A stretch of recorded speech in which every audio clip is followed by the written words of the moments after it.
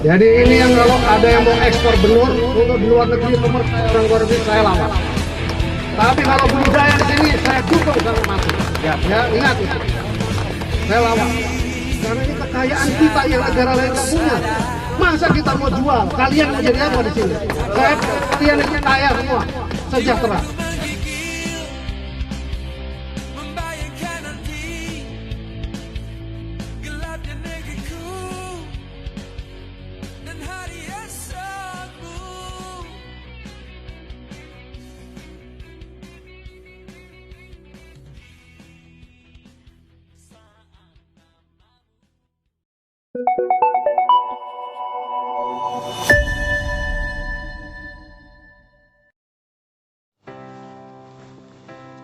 Assalamualaikum warahmatullahi wabarakatuh, sahabat Deddy Sutisna.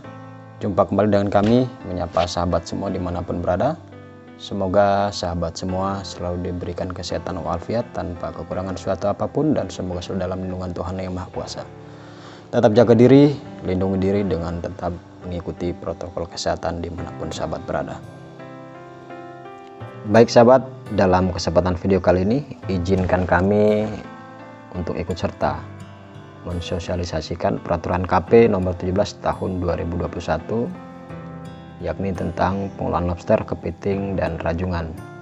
Sebagai penyuluh perikanan di tingkat lapangan, sudah menjadi tugas kami untuk ikut serta mensosialisasikan peraturan KP terkait kepada seluruh masyarakat di sektor kelautan dan perikanan. Sebagaimana sahabat ketahui di beberapa waktu lalu, ya mungkin seperti itu sahabat, bahwa lobster ini cukup menjadi polemik yang luar biasa, bahkan menjadi isu di tingkat nasional.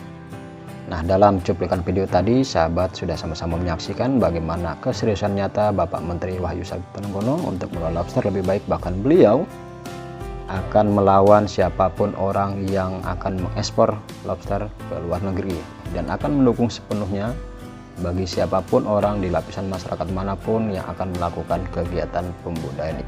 Jadi siapapun sahabat dimanapun berada atau seluruh lapisan masyarakat bisa melakukan kegiatan pembudidayaan, baik dari skala usaha mikro, kemudian kecil, ataupun menengah dan besar. Dengan catatan tentunya semua lapisan masyarakat yang ingin melakukan pembudidayaan sudah terdaftar di aplikasi OSS. Aplikasi OSS atau Online Single Submission sangat mudah kita akses, atau untuk memudahkan sahabat bisa mungkin mendatangi kantor dinas perizinan terpadu satu pintu seperti itu, karena di tempat kami ya di PTSP seperti itu untuk mengurus perizinan. Karena di OSS bisa kita ngurus SIUP, kemudian izin usahanya di situ, kemudian izin lingkungan, izin lokasi dan sebagainya, ya sangat mudah kita akses. Nah, maka kemudian tadi sudah saya sampaikan, semua lapisan masyarakat diperbolehkan melaksanakan kegiatan pembudidayaan dari kelas mikro, kecil, menengah, dan besar, dengan catatan sudah terdaftar dan di OSS dan tentunya mengikuti peraturan Kementerian Kelautan dan Perikanan. Masyarakat sektor kelautan dan perikanan untuk lebih jelasnya nanti bisa mencari informasi atau mendownload, nanti insya Allah kami akan tampilkan di deskripsi konten untuk sahabat mudah mempelajari peraturan Menteri KP nomor 13 tahun 2021 ini.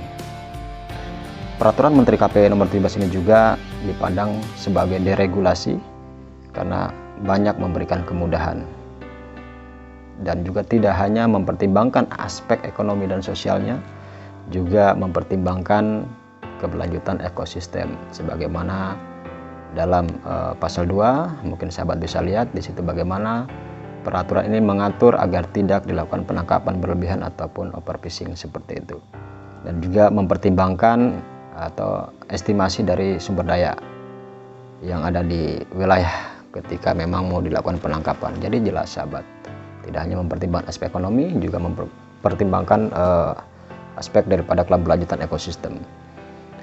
Bahkan kalangan akademisi, kemudian pengusaha juga memandang ini adalah sebuah terobosan Permen KP juga yang telah diterbitkan 24 Mei dan diundangkan 24 Juni 2021 ini adalah sebuah langkah yang benar dalam mengelola lobster ke depan seperti itu. Tidak hanya pengusaha ataupun akademisi, Komisi 4 DPR RI juga mengapresiasi kepada Kementerian Kelautan dan Perikanan, dalam hal ini MKP yang sudah menerbitkan, karena dalam pasal 18 sudah ditegaskan setiap orang dilarang ataupun melalu lintaskan ataupun mengekspor ya keluar wilayah NKRI, Negara Republik Indonesia ya, seperti itu sahabat.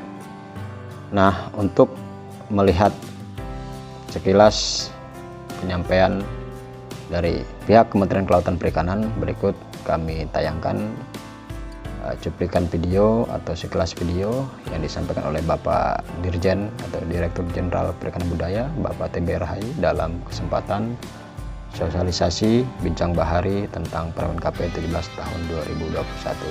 Tujuannya tidak lain dan tidak bukan adalah bagaimana kita ingin menjaga keberlanjutan dan ketersediaan sumber daya perikanan, ya. Peningkatan kesejahteraan masyarakat, kesetaraan teknologi budidaya, kemudian pengembangan investasi, peningkatan devisa negara, serta pengembangan pembudidayaan lobster. Jadi ini sebetulnya Ibu Bapak sekalian tujuan dari Permen 17 tahun 2021. Lanjut. Ibu Bapak sekalian, saya ingin menyampaikan banyak pasal, tetapi ada di pasal 2 ayat 1 yang menyatakan bahwa penangkapan benih-benih lobster atau yang kita kenal sebagai BBL hanya dapat dilakukan untuk pembudidayaan. Tadi juga Pak Zaini sudah menyampaikan. Kemudian pembudidayaan BBL ini sebagaimana dalam pasal 2 ayat 1 wajib dilakukan di wilayah provinsi yang sama dengan lokasi penangkapan BBL. Ya, ini di pasal 3 ayat 1. Kemudian ada sedikit pengecualian.